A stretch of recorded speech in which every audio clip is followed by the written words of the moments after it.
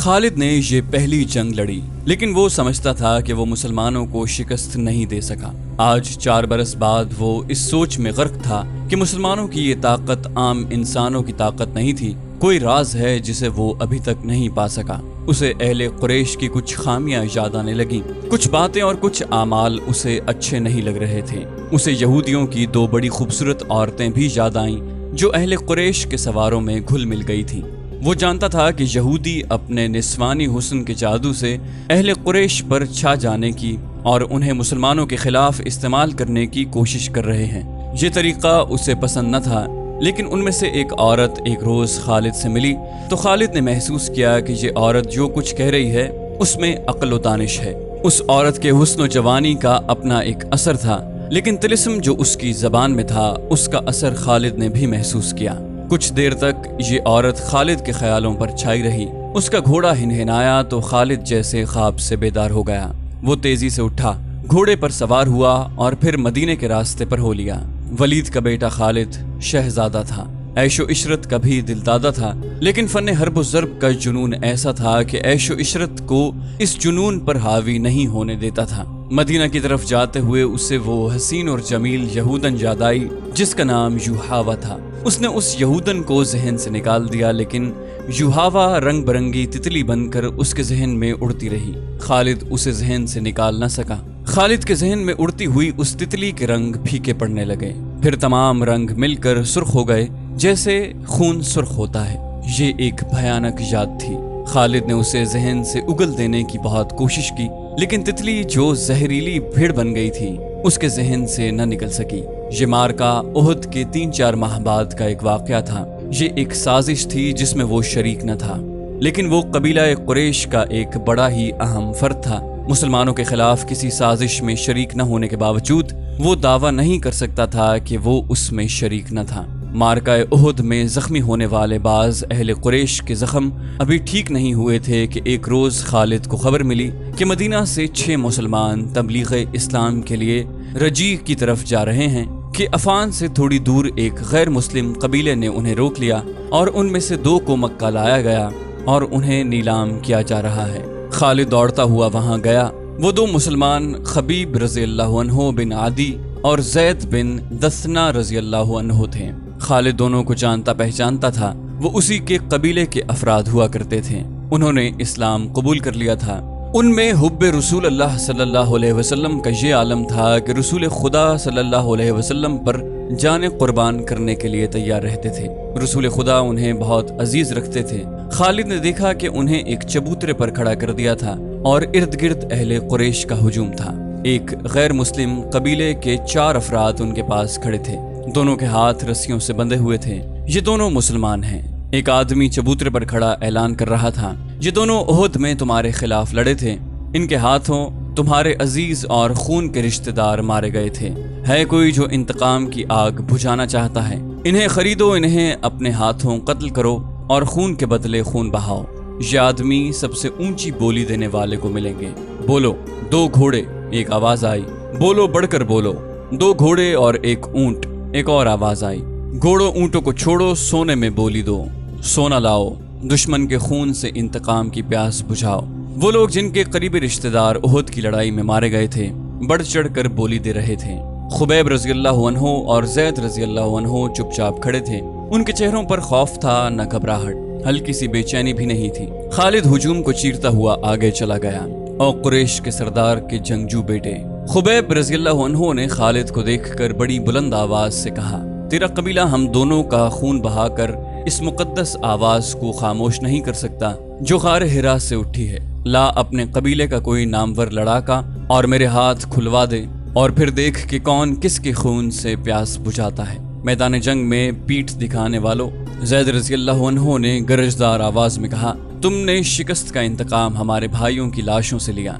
तुम्हारी औरतों ने उहद के मैदान में हमारी लाशों के कान और नाकें काट कर उनके हार अपने गलों में लटकाए हैं। आज 4 बरस बाद मदीना की तरफ जाते हुए खालिद को खुबैब रज़ियल्लाहु अन्हु और ज़ैद रज़ियल्लाहु अन्हु की ललकार और ताने साफ सुनाई दे रहे थे। वो ज़ैद के ताने बर्दाश्त नहीं कर सका था। आज 4 बरस बाद उसे ये ताना याद आया तो भी उसके जिस्म ने झुरझुरी ली। اسے احد کے میدان کا وہ منظر یاد آیا جب ابو سفیان کی بیوی ہند نے حمزہ رضی اللہ عنہ کی لاش کا کلیجہ نکال کر اپنے منہ میں ڈال لیا اور چبا کر اگل دیا۔ اسی عورت نے اپنے ساتھ کی عورتوں سے کہا تھا کہ وہ مسلمانوں کی لاشوں کے کان اور ناکیں کاٹ لائیں۔ ان عورتوں نے اس کے آگے کانوں اور ناکوں کا ڈھیر لگا دیا تھا۔ ہند نے ان کانوں اور ناکوں کا ہار بنایا اور اپنے گلے میں ڈال لیا تھا، اور وہ پاگلوں کی طرح میدان میں ایک گیت گاتی اور ناچتی پھرتی تھی۔ اس منظر کو اس کے خاوند ابو سفیان نے بھی پسند نہیں کیا تھا۔ خالد نے تو نفرت سے منہ پھیر لیا تھا۔ 3-4 ماہ بعد 2 مسلمان جن کے ہاتھ رسیوں سے بندھے تھے اسے تانے دے رہے تھے۔ وہ اوچھے طریقے سے انتقام لینے والا آدمی نہیں تھا۔ وہ یہاں سے کھسک آیا اور اہل قریش کے ہجوم میں گم ہو گیا۔ اسے اس قبیلے کا ایک آدمی مل گیا جو ان دونوں مسلمانوں کو پکڑ لایا تھا۔ کسی بھی تاریخ میں اس قبیلے کا نام نہیں ہے۔ مورخوں نے بھی حشام کے حوالے سے ایک جنگجو قبیلہ لکھا ہے جو قریش کا اتحادی تھا۔ خالد نے اس جنگجو قبیلے کے اس آدمی سے پوچھا کہ ان 2 مسلمانوں کو کس طرح پکڑا گیا۔ اس آدمی نے کہا، خدا کی قسم کہو تو ہم ان مسلمانوں کے رسول کو پکڑ لائیں اور نیلامی کے چبوترے پر کھڑا کر دیں۔ تم جو کام نہیں کر سکتے اس کی قسم نہ کھاؤ۔ خالد نے کہا، مجھے بتاؤ کہ ان 2 کو کہاں سے پکڑا گیا ہے۔ اس نے جواب دیا کہ یہ 6 تھے۔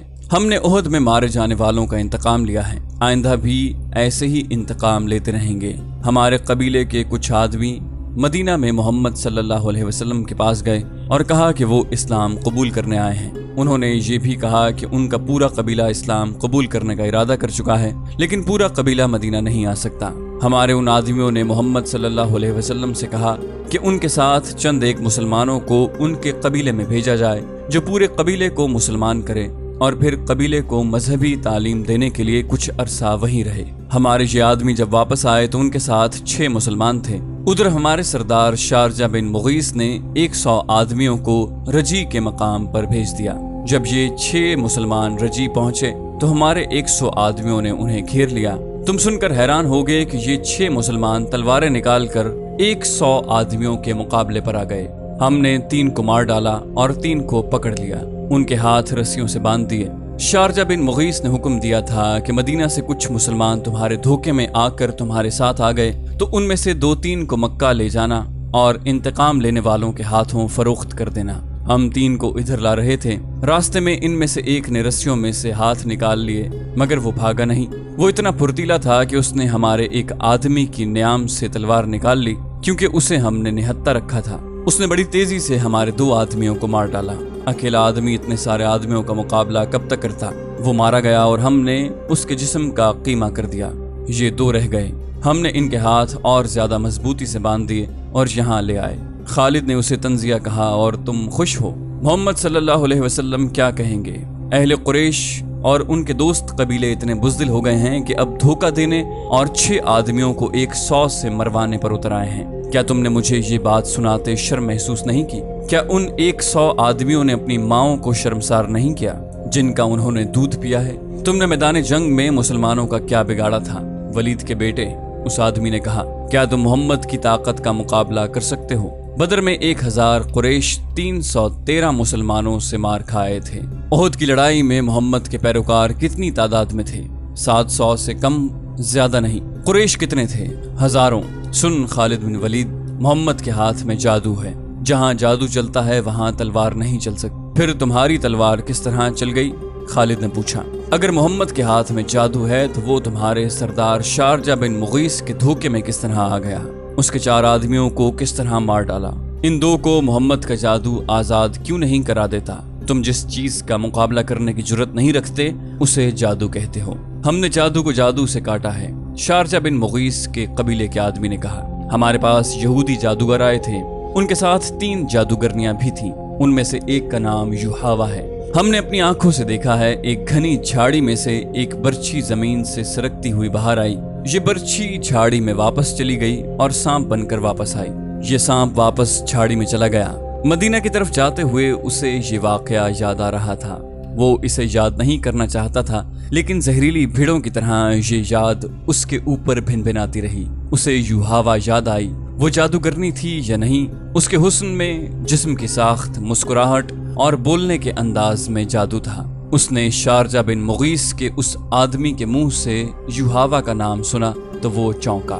معرکہ احد کے بعد جب اہل قریش کی فوج مکہ واپس آئی تو مکہ کے یہودی ایسے انداز سے ابو سفیان، خالد اور اکرمہ کے پاس آئے تھے جیسے احد میں یہودیوں کو شکست ہوئی ہو۔ یہودیوں کے سرداروں نے ابو سفیان سے کہا تھا کہ مسلمانوں کو شکست نہیں ہوئی اور لڑائی ہار جیت کے بغیر ختم ہو گئی ہے، تو یہ قریش کی شکست ہے، یہ یہودیوں کی ناکامی ہے۔ یہودیوں نے اہل قریش کے ساتھ اس طرح ہمدردی کا اظہار کیا تھا جیسے وہ اہل قریش کی ناکامی پر غم سے مرے جا رہے ہیں۔ انہی دنوں خالد نے پہلی بار یوحاوا کو دیکھا تھا۔ وہ اپنے گھوڑے کی ٹہلائی کے لیے آبادی سے باہر نکل گیا تھا۔ جب وہ واپس آ رہا تھا تو راستے میں اسے یوحاوا مل گئی۔ یوحاوا کی مسکراہٹ نے اسے روک لیا۔ میں تسلیم نہیں کر سکتی، ولید کا بیٹا جنگ سے ناکام لوٹ آیا ہے، یوحاوا نے کہا، اور خالد کے گھوڑے کی گردن پر ہاتھ پھیرنے لگی اور بولی، مجھے اس گھوڑے سے پیار ہے جو مسلمانوں کے خلاف لڑنے گیا۔ خالد یوں گھوڑے سے اتر آیا جیسے یوحاوا کے جادو نے اسے گھوڑے سے زمین پر کھڑا کر دیا ہو۔ اس سے بڑی ناکامی اور کیا ہوگی کہ تم مسلمانوں کو شکست نہیں دے سکے۔ یوحاوا نے کہا، تمہاری شکست ہماری شکست ہے، اب ہم تمہارا ساتھ دیں گے، لیکن تمہارے ساتھ ہوتے ہوئے بھی تم ہمیں اپنے ساتھ نہیں دیکھ سکو گے۔ خالد نے یوں محسوس کیا جیسے اس کی زبان بند ہو گئی ہو۔ تلواروں، برچھیوں اور تیروں کی بوچھاڑوں کا مقابلہ کرنے والا خالد یوحاوا کی مسکراہٹ کا مقابلہ نہ کر سکا۔ اگر یہودی ہمارے ساتھ نہیں ہوں گے تو ہمارے کس کام آ سکیں گے؟ خالد نے پوچھا، کیا تم سمجھتے ہو کہ صرف تیر ہی انسان کے جسم سے پار ہو جاتا ہے؟ یوحاوا نے کہا، عورت کا تبسم تم جیسے دلیر اور جرری مردوں کے ہاتھوں سے تلوار گرا سکتا ہے۔ خالد اس سے کچھ پوچھنا چاہتا تھا لیکن کچھ پوچھ نہ سکا۔ یوحاوا نے اس کی آنکھوں میں آنکھیں ڈالی اور پھولوں کی پنکھڑیوں جیسے ہونٹوں پر تبسم آ گیا۔ یوحاوا آگے چل پڑی۔ خالد اسے دیکھتا رہا۔ اس کے گھوڑے نے کھر مارا تو خالد اپنے آپ میں آ گیا۔ وہ بڑی تیزی سے گھوڑے پر سوار ہوا اور چل پڑا۔ کچھ دور آ کر اس نے پیچھے دیکھا۔ یوحاوا رک کر اسے دیکھ رہی تھی۔ یوحاوا نے اپنے ہاتھ ذرا اوپر کر کے لہرا دیے۔ اب جب کہ دو مسلمانوں کو نیلام کیا جا رہا تھا اور خالد کو ایک آدمی نے بتایا تھا کہ ان مسلمانوں کو کس طرح دھوکے میں لایا گیا ہے، اور اس آدمی نے یوحاوا کا نام بھی لیا تھا، تو اس نے ارادہ کر لیا کہ معلوم کرے گا کہ یوحاوا نے وہ جادو کس طرح چلایا ہے۔ اسے اپنے قبیلے کا ایک سرکردہ آدمی مل گیا۔ اس سے اسے پتا چلا کہ یہ مسلمان اہل قریش کے ہاتھ کس طرح آئے۔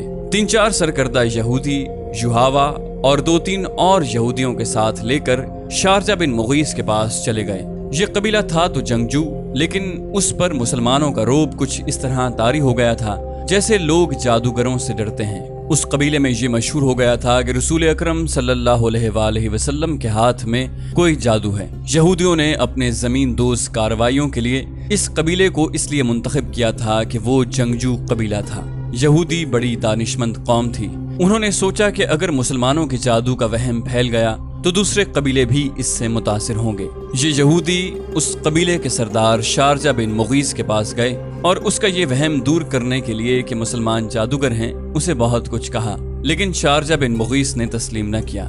رات کو یہودیوں کے کہنے پر شارجہ بن مغیث نے ان مہمانوں کی ضیافت کا انتظام باہر کھلے آسمان تلے کیا۔ ان یہودیوں نے اپنے ہاتھوں اپنے میزبانوں کو شراب پلائی۔ شارجہ بن مغیث اور اس کے قبیلے کے چند ایک سرکردہ افراد کو جو شراب پلائی گئی اس میں یہودیوں نے کچھ ملا دیا تھا۔ پھر یہودیوں نے اپنے جادو کے کچھ شعبے دکھائے۔ یوحاوا نے اپنے حسن کا جادو چلایا۔ اس کا ذریعہ ایک رقص بھی تھا جس میں یہ یہودنیں نیم برہنہ تھیں۔ ناچتے ناچتے ان کے جسم پر جو ادھورے سے لباس تھے وہ بھی سرک کر زمین پر جا پڑے۔ یہودی اپنے سازندے ساتھ لے گئے تھے۔ اگلے روز جب شارجہ بن مغیث کی آنکھ کھلی تو اسے محسوس ہوا جیسے وہ بڑے ہی حسین خواب سے جاگا ہو۔ اس کے خیالات بدلے ہوئے تھے۔ کچھ دیر بعد وہ پھر اپنے قبیلے کے دوسرے سرداروں کے ساتھ یہودیوں کے پاس بیٹھا تھا۔ یہودنیں بھی وہاں موجود تھیں۔ یوحاوا کو دیکھ کر وہ بے قابو ہو گیا۔ اس نے لپک کر یوحاوا کا بازو پکڑا اور اسے کھینچ کر اپنے پاس بٹھا لیا۔ ضروری نہیں کہ دشمن کو میدان میں للکار کر اسے شکست دی جائے، ایک یہودی نے کہا۔ ہم مسلمانوں کو دوسرے طریقوں سے بھی ختم کر سکتے ہیں، اس کا ایک طریقہ ہم تمہیں بتاتے ہیں۔ خالد کو بتایا گیا کہ ان 6 مسلمانوں کو مدینے سے دھوکے سے لانے کا یہ طریقہ یہودیوں نے بتایا تھا، اور شارجہ بن مغیث نے جو آدمی رسول کریم صلی اللہ علیہ وسلم کے پاس بھیجے تھے ان میں سے ایک یہودی بھی تھا۔ खालिद मुसलमानों को अपना बदतरीन दुश्मन समझता था, लेकिन उसे ये गैर जंगी तरीके अच्छे नहीं लगते थे। खालिद अपने घर गया, अपनी एक खादिमा से कहा कि वो युहावा यहूदन को बुला लाए। युहावा इतनी जल्दी उसके पास आई जैसे वो उसके बुलावे के इंतजार में करीब ही कहीं बैठी थी। तुमने मुसलमानों को कामयाबी से धोखा दिया है, खालिद ने युहावा से कहा, और मुगीस के कबीले के लोग तुम्हें जादूगरनी कहने लगे हैं, लेकिन ये तरीका मुझे पसंद नहीं आया। मेरी बात गौर से सुनो खालिद, तुम अपने कबीले के नाम पर जंगजू हो, लेकिन तुम में अक्ल की कमी है। दुश्मन को मारना है, तलवार से मारो और उसे तीखी नजरों से हलाक कर दो। तीर और तलवार चलाए बगैर दुश्मन को कोई मुझ जैसी औरत ही मार सकती है। आज 4 बरस बाद वो जब सहरा में तन्हा जा रहा था तो युहावा की बातें उसे याद आ रही थी। इस हद तक तो वो खुश था कि यहूदी उनके साथ थे, लेकिन उसे ये भी मालूम था कि यहूदियों की दोस्ती में जहाँ मुसलमानों की दुश्मनी है, वहाँ उनके अपने मफादात भी हैं। अलबत्ता उसने ये तस्लीम कर लिया था कि युहावा अगर जादूगरनी नहीं तो उसके सरापे में जादू का कोई असर जरूर है।